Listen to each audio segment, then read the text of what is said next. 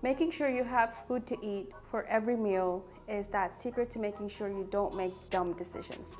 Whether you are cooking at home or you're ordering from a good quality meal prep company, all you have to do is make sure your refrigerator is stacked clean with food. Let me show you.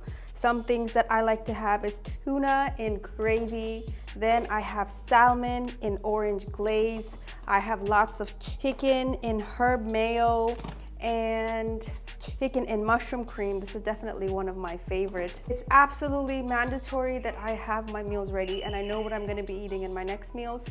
This takes away all of my headache and stress, okay? Some other things that I have ready to go is bone broths. I have them frozen here, ready to thaw to make sure that I have them whenever I need. Rice here. Well, I don't really eat too much rice. This is more for Yusuf to make his carbs. And again, another gigantic box of chicken burgers I have just for backup. So if I have anyone show up or if you haven't eaten anything, you can definitely come over and get a clean meal, okay? Other things that's very important to have is I have butter here, healthy essential fats. I have a lot of ghee as well, but the ghee is not here. I don't keep my ghee in the fridge.